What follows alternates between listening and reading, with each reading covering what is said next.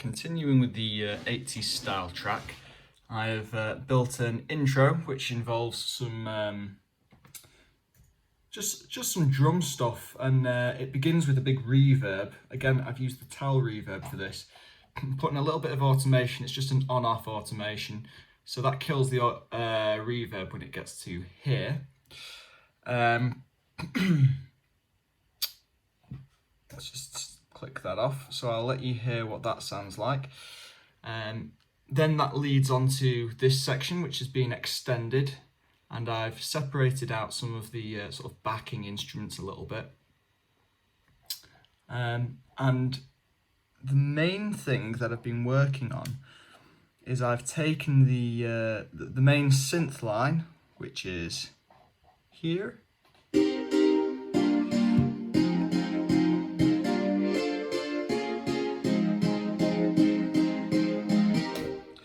And what I've done is I have reversed it, put a big reverb on it, recorded the reverb tail.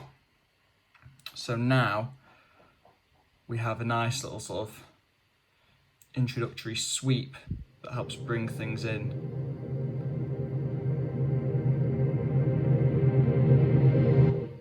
And that just cuts straight off.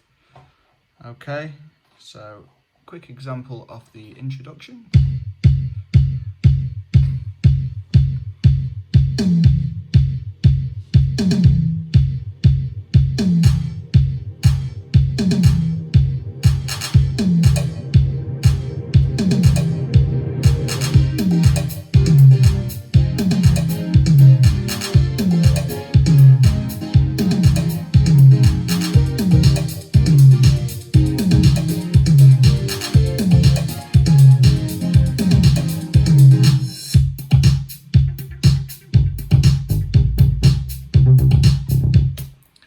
Play that again, my computer's stalling a bit.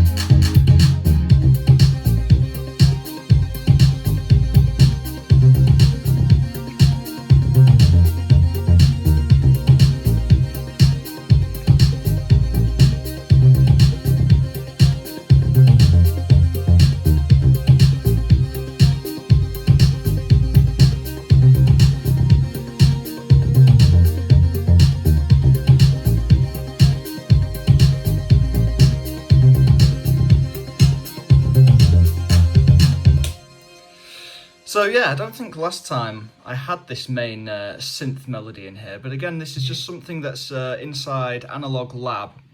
I've been using Analog Lab a lot for this because it replicates all the analog instruments. It is just a plugin, but it does it really nicely, and I really like the sound in it. It gives you a few parameters that you can change for each one that are, usually it gives you the most relevant thing. Sometimes what it gives you is a little bit useless and not worth having control over, but in the case of this instrument here, it's done quite a good job. So that is going to be the main melody throughout the track. It's going to keep coming back to this. There's a few little fills and things. When I say fills, I mean sort of like little sound effect things that I've got in. So that's just something from a sample pack that I've copied over and put a delay and a filter on. The filter has a little bit of modulation, I believe. It doesn't look like it does, so maybe I've recorded that into audio. And then there's also a reverse cymbal. Again, that's just a sample that I've taken and I've put in backwards, but that brings it in nicely to sort of like a change. It implies that a change is coming. So I use that when I'm going to add or take away a component. The next bit I've worked on is this sort of middle 8 section.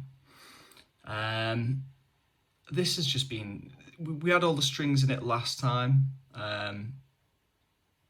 It's just been changed so that this secondary component here leads you back into a chorus, so it's going to be more like this, but I'm probably going to add some of the sounds that have been used in the middle 8 to back up this main synth line. As you can see, I've had a little bit of a dabble with that over here, but I don't really want to show it yet because it doesn't go anywhere. But from this main section, let's hear the middle 8.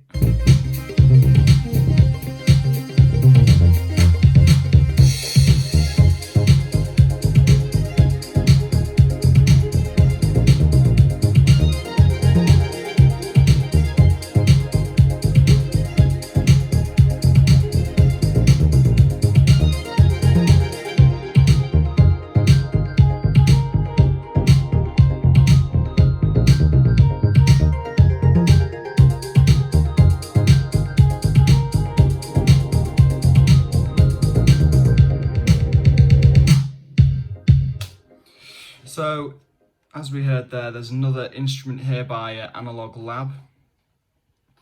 It's in pink down here.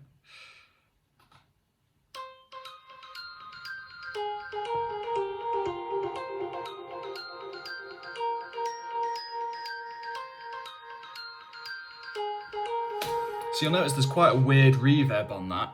To achieve that, I've gone on the Echo plugin inside Ableton, and it's got a ducking feature.